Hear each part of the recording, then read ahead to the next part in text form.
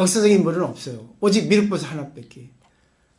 미륵보살은 인간으로 태어나서 여기 또 가장 선택받은 인간이라고 생각할 수 있겠죠. 그 때문에 우리 차세대 부처님이 미륵부처님이잖아요. 그러니까 여러분도 지금 인간이죠. 부처님 될 수 있다는 거예요. 부처님 되려면 스님 갖고는 안 돼요. 스님이 이기주의잖아요. 개인주의를 초월해서 이기주의잖아요. 자기밖에 모르잖아요. 근데 보살은 자기도 즐기지만 남을 먼저 즐기면서 남을 먼저 도와주면서 자기가 즐겁다는 그런 패턴이에요. 그러니까 생각을 한번 해보세요. 여기 보시면 직장생활 하시는 분도 계시고 전업주부도 계시고 또 자기 사업을 하시는 분도 계시죠. 근데 그게 벌어먹고 살기 위해서 한다 하면 그는 중생이에요. 아니야. 이걸 통해서 내가 중생들을 구제하기 위해서 중생들에게 유락, 중생들에게 즐거움을 주기 위해서 하고 있어. 그 생각하면 보살이에요. 전부 상호우정 관계잖아요. 음식을 먹으려면 돈을 줘야 되잖아요. 내가 어디 가면 또 거기 상하나 어떤 대가를 지불해야 되잖아요. 이게 상호우정 관계입니다. 근데 보세요. 상대를 위해서 하는 거예요. 술집도 마찬가지예요. 힘들고 외로운 사람들, 걱정 많고 우울한 사람들에서 술자리 제공해주고 그게 바로 보살 아니겠습니까? 근데 돈 벌기 위해서 그 사람들 속인다는 건 중생이에요. 할 수 있죠. 맘만 바꾸면 돼요. 그러니까 중생을 위한다, 상대를 위한다 생각하니까 상대를 위해서 해주려고 노력을 하죠. 그리고 상하는 대가를 받죠. 그러니까 우리가 남에게 해주면 해줄수록 상대에게 대가를 받잖아요. 조건 없이. 그러니까 무조건적으로 해주면 이상하게 또 대가가 옵니다. 그래서 우리가 해준다 하면은 오지 않아요. 같기 때문에. 당신을 위해서 해줄 수 있어 고맙습니다 하면은 당신을 위해서기 때문에 해줬다면 내가 해준 거기 때문에 안 되고 당신 덕분에 내가 해줄 수 있었습니다 하면 반드시 돌아옵니다. 그런 사람은 무조건 상대방을 위해서 해줄 수 있잖아요. 그게 보살이에요. 그 다음에 이제 3번은 그외 대중이죠. 그외 대중은 인도 신화에 나온 신들인데 이거는 이 세상의 생물이라고 생각하시면 돼요. 왜? 이건 인도에서 나왔기 때문에 인도적인 어떤 신화, 인도적인 어떤 그런 생활을 바탕으로 써진 겁니다. 그러니까 결국 우리가 한국에 부산에 있으면서 이 부산에 있는 모든 것은 다 부처님이 아니라고 하는 것이 없다. 전부 부처님의 가르침에 감동받을 수 있다. 누구라도 이해 못하는 사람들도 할 수 있다는 거죠. 다만 이제 시간적인 문제일 뿐이지. 여기까지 보시면 이제 대중이 나왔죠. 그리고 9번 단락은 저는 말씀드렸지만은 그렇게 극악무도한 아버지를 죽인 사람까지도 역시 법화의 가르침에 감동을 받는다. 결국은 모든 것은 변한다는 거예요. 근데 변한다는 거는 결국 보면 부정일 수도 있잖아요. 믿을 수 없잖아요. 근데 변한다는 것은 변하지 않아요. 변하지 않으면 안 되거든요. 혹시 전에 성지순례 갔을 때, 입구에 금강역사가 서 있는 걸 봤을 거예요. 무섭게. 그러니까 그건 신장이에요. 힘이 센. 근데 금강역사는 반드시 오른쪽에는 입을 벌리고 있고, 왼쪽에 입을 닫고 있어요. 그러니까, 해요. 열고 닫고. 우리 호흡도, 흡이에요. 출, 입, 문. 이게 진리라는 거예요. 이 세상은 변하는 겁니다. 있으면 없고, 없으면 있고, 좋으면 나쁘고, 이게 있단 말이죠. 그러니까 이것이 진리라는 거예요, 이게. 근데 이 재무상, 변한다는 거의 근본은 제법실상이에요. 모든 것은 다 진리다, 필요하다, 필요 없는 거 없다, 이렇게 생각하시면 됩니다. 근데 우리가 이런 걸 알고 있어도 막상 내 앞에 나쁜 사람 나타나면, 싫은 사람 나타나면 싫죠. 그래도 싫은 사람을 보면은 그 사람도 나를 싫어합니다. 그렇죠? 똑같아요. 그렇기 때문에 내가 싫어하는 사람 오더라도 안녕하세요 인사를 하든지 아니면 뭐예요 그냥 목례하든지 이 정도로도 하셔야 돼요. 근데 대부분 보면 안녕하세요 눈 돌리죠 이렇게. 그죠? 좋은 사람은 안녕하세요 하고 하지 않습니까? 그래서 저는 권하고 싶어요. 싫은 사람일수록 부처님도 그랬거든요. 싫은 사람일수록 미운 사람일수록 안녕하세요 하고 제2의 인사. 야 오늘 얼굴이 좋네요. 오늘 그 옷이 매치된다. 귀엽네요. 요즘 살이 좀 빠지셨나 봐요. 멋지네 하든지. 머리 오늘 단장이 이쁩니다. 참 매치가 잘 됩니다. 이렇게 제2의 인사. 저번에 뭐 어떻게 됐습니까? 그러면 내가 미운 사람 생각했던 거는 과거잖아요. 그죠? 지금 이전까지 나의 관계에서 미운 사람이 설정된 거잖아요. 그러면 현재를 바꿀 수 있다는 얘기입니다. 그럼 현재를 어떻게 바꿔? 진리로 보고 바꾸는 거예요. 밉다는 걸 갖다가 공으로 돌리는 거예요. 백지로 없애버리는 겁니다. 그럼 그 앞에는 그냥 단 하나의 사람이 있을 뿐이에요. 이게 해야 됩니다. 안 하면 안 될 때 용기를 가져야 돼요. 하기 싫으면 안 해도 되는데 어차피 그 사람하고 마주칠 거면 하시라는 겁니다. 그래서 선생님들이 많이 집에 남편한테 보이지 않는 데서 108배 하라잖아요. 그러다 보면 된다 하잖아요. 저는 108배 권하지 않아. 뭐처럼 힘들게 108배 해. 아니, 할 수 있으면 해도 됩니다. 요즘엔 나이 먹으면 무릎 관절이 아프잖아요. 아프면서까지 할 필요 없습니다. 뭐처럼 108배 열심히 하고, 아니, 3000배 해도 남편 보면 안녕하세요 이렇게 하면 끝이지. 3000배 하는 건 방편이에요. 그 방편 하지 않아도 남편 보고 아유 감사합니다. 날 기분 나쁘게 해줘서. 처음에 좋았는데 이제 싫어졌네요. 아, 당신도 변했고 그렇지만 나 또한 변했습니다. 당신을 변하게 만든 건 나입니다. 이게 상호우정 관계잖아요. 그죠? 어렵지 않습니다. 단 마음을 내야 돼요. 마음을. 용기를 가지고 원을 세워야 됩니다. 그래서 공식이 있어요. 업, 원. 업은 지금까지 자기가 의식적으로 했던 거예요. 의식하지 않던, 했던, 관계없이 했던 겁니다. 이게 행위, 까르마라 하잖아요. 근데 이걸로 갑니다. 매일같이, 그죠? 신구의 삼업을 늘 생각하고, 말하고, 이렇게 살아갑니다. 행동합니다.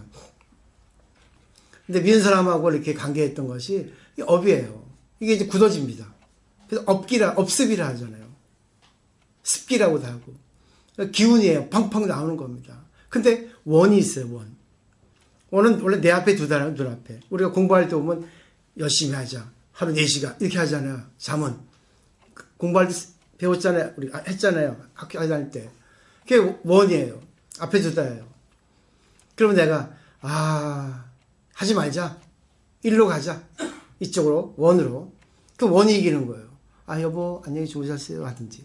그래요, 안녕하세요. 얼굴이 이쁘네요, 오늘, 어제보다. 하든가. 오늘 어쩜 얼굴색이 안 좋네요. 내 어제 감기 기운이 있어서 하루 종일 알았습니다. 어쩐지. 자기 생각해 주거든요.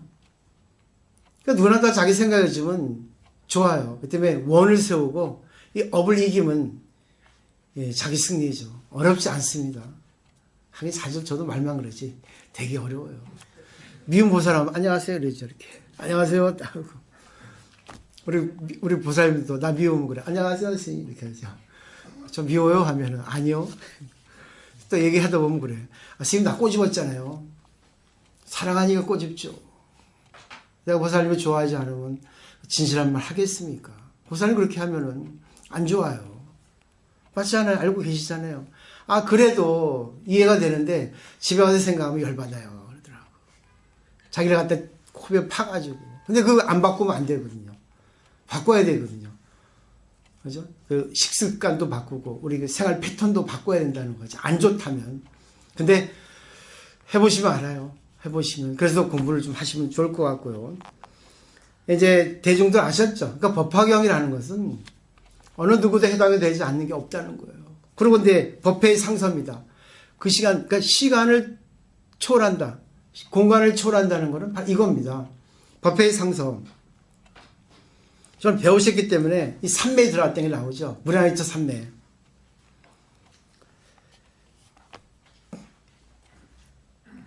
그리고 보살들을 가르치는 법이고 부처님께서 가르친 것. 결국 제일 중요한 거는 맨 마지막이거든요. 맨 처음이기도 하고. 이 법화경이라는 것은 그만큼 위대합니다. 그래서 무량의처라는 것은 세상의 모든 게 진리 아닌 것이 없어요. 다만 어떻게 쓰냐에 따라 달라집니다. 그건 이해하시죠? 아무리 의술도 의사 우리가 뭐 엘리트잖아요, 우리나라에서. 뭐 세계적으로 엘리트죠. 근데 의사가 환자를 위해서 의술을 써야 되는데 자기 그 비즈니스를 위해서 의술을 쓴다면 어쩔 수 없지만 그 사람은 인격적으로는 대우를 못 받습니다. 네, 의술도 보면은 환자가 오지 않으면 망해요. 환자를 오기 위해서는 약 처방을 안 해도 될 걸 처방해야 됩니다. 그것도 오래 다니게 해야지만 됩니다. 근데 몸은 낫게 돼 있어요. 낫지 않는 것도 있지만. 근데 이런 마음은 늘 변합니다. 이 보이지 않는 거고 또 부드러운 게 때문에 늘 변해요. 변하기 너무 쉬워요. 변하기 쉬운 것을 자기가 잘 또 변화시킬 수 있는 것이 또 마음이거든요. 그 때문에 절에는 죽을 때까지 와야 됩니다. 아니, 절에 오지 않아도 이 부처님 가르침 공부해서 이제 관계 형성을 해가지고 이렇게 도반들끼리 공부를 하면은 그건 절에 안 와도 돼요. 올 필요 없습니다. 그러면 대단한 사람들이니까. 근데 절에 모이는 곳은 뭐예요? 부처님 가르침 배우는 곳이잖아요. 노래방은 노래하는 곳이고, 술집은 술 마시는 곳이고, 음식은 음식 먹는 곳이고. 그 때문에 한번 자기 마음을 잘 보고 좋겠고요. 그 다음에 이제 보세요. 11번 단락은 인도 신화나 신이죠. 이건 이제 천룡팔부라해서 인간 아닌 것들입니다. 또 넘겨보세요. 다들이 이제 보세요. 와서 모여있죠. 근데 그때 12번 단락에서는 이제 미간에서 백호상 광명이 나왔다 했죠. 미간은 우리 인간의 눈이 아닌 금강경에 오안 나오죠. 유관, 천안, 해안, 법안, 불안. 5가지가 다 갖춘 게 이게 바로 미간 백호상이라고 생각하시면 됩니다. 근데 우리는 불안이 없어요. 불안. 부처님의 눈. 금강경에서 오안이라는 거는 유관이죠. 유관은 육체의 눈으로 보는 거예요. 감정의 눈, 인간의 눈으로. 그 다음에 천안은 과학적인 눈으로 보는 겁니다. 인간 약간 수준 위에 과학적인. 과학이라는 거는 분과잖아요. 나누어 분별하는 학문이거든요.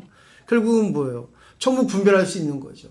근데 육체를 가진 욕망의 눈으로는 분별을 하도 자기 감정의 분별을 하니까 그런 유감밖에 안 돼요. 근데 천안은 뭐예요? 진짜 냉철하게 사물의 이치를 보는 게 천안이죠. 분별하는 거죠. 그 다음에 해안은 뭐예요? 철학적인 눈입니다. 모든 것을 절대 평등의 세계에서 하나로 보는 거예요. 또 법안은 뭐예요? 법이에요, 법. 이 법은 예술가의 눈이라고 생각할 수 있어요. 이 법. 그냥 유관이 아닙니다. 그냥 천안이 아니에요. 예술가의 눈에는 돌이 나한테 말을 합니다. 생각할 수 없는 범위에서 얘기를 해요.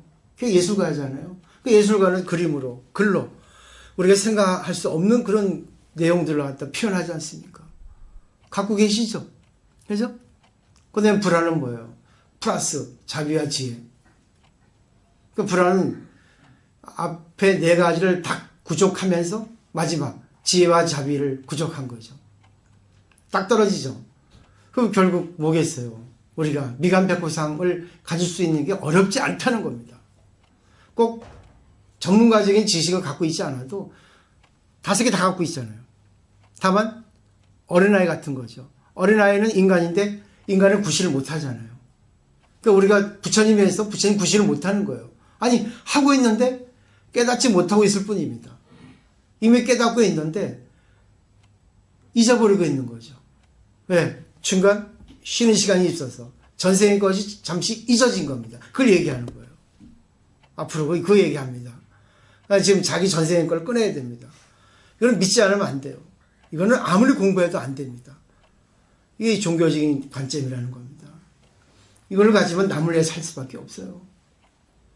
책가방권 길면 길수록 나쁜 놈이에요. 다 그런 건 아니지만. 지식이 많으면, 지위가 높으면, 돈이 많으면 나쁠수록 더 나쁜 놈이에요. 돈 없는 사람이 오히려 착실하게 살고 감사하고 살아요. 밥만 먹으면 됐지. 돈 얼마나 많은데 보세요. 더 모으려고 돈 나쁜 짓 하잖아요. 그럼 어떻게 하겠어요? 할 수 없죠.